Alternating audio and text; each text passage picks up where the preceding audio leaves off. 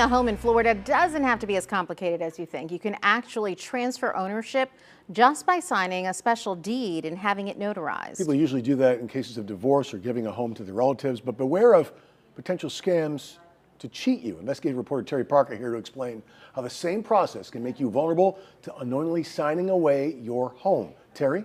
Todd and Felicia, that's what a senior homeowner in Fort Pierce says happened to him, according to court documents. He signed away his home for $10. Now he's being evicted and has no place to go. I looked into his story to see how it happened and to show you what you need to be careful of. Claude Fry is selling his mother's trinkets in his driveway, hoping to make a little cash. So you consider this your home? Yes. After 23 years of living here, Fry is being evicted because somehow Fry signed over the deed to his house for a mere $10, a house that just sold to a third buyer for $185,000. Like I said, everybody's just been taking advantage of me because I'm just that kind of nice guy, you know. Neighbor Vince Erico says when he found out Fry was being evicted, he looked up the property records. There's definitely something wrong there. And he gets nothing. I think he got $1,500. In 2020, Fry's mom died, and he says he got behind in the mortgage. I would have never probably got behind so bad if it wasn't for my mom dying and me being the only one here. And I took it really hard. The bank foreclosed, and Fry asked a man he knew for help.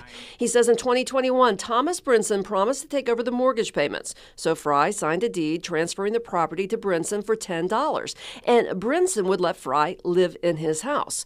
But later, court filings would say that Fry didn't realize what he was signing. Once I signed paper, and I didn't realize that that gave him the right to sell it and evict me. Brinson says the house and Fry were a headache, too much stress and money.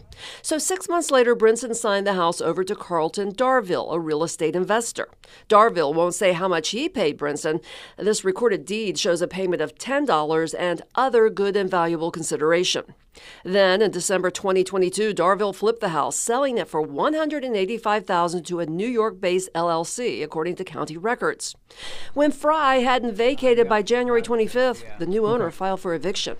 Fry's neighbor, Erica, responded to the eviction complaint on Fry's behalf. He wrote to the court that Fry is a mentally disabled senior citizen who had been coerced into quit claiming his home, adding that Fry was lied to about the paperwork for the deed transfer and really had no idea he was signing away his home.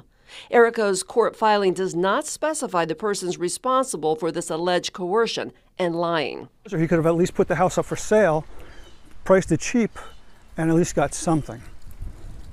Now he's got nothing. The man who purchased the home from Brinson and made a big profit on Fry's house, Carlton Darville, says he did nothing wrong. It might seem a little murky, but that's the nature of our business. Darville says if he hadn't come along, the bank would have foreclosed on Brinson and evicted Fry anyway.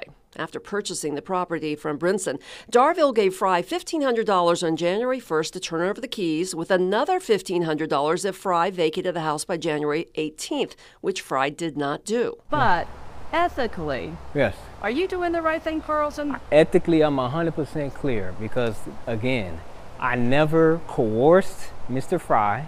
I never swindled him, never forced him. He wasn't incoherent when he signed the deed over to whoever. Last month, the court ordered that Fry's eviction may move forward, finding there was no evidence of wrongdoing. Darville says Fry should have consulted a lawyer. But the crucial mistake, the unwise, bad decision that Claude made in 2021, he signed it away. And now Fry has some advice. Don't sign anything until you're sure, or have a lawyer look into it. I didn't have a lawyer, he did. In his court filing, Erica wrote to the judge that the case is currently under an investigation. When asked about this, the St. Lucie County Sheriff's Office provided us with a redacted police report regarding a possible fraud case, but said since it's ongoing, they can't comment. No charges have been filed. The sheriff says you can protect yourself by signing up for the Property Fraud Alert Service, which notifies you whenever a document is recorded in your name. And I will have a link to that on our website. Terry Parker, WPBF 25 News.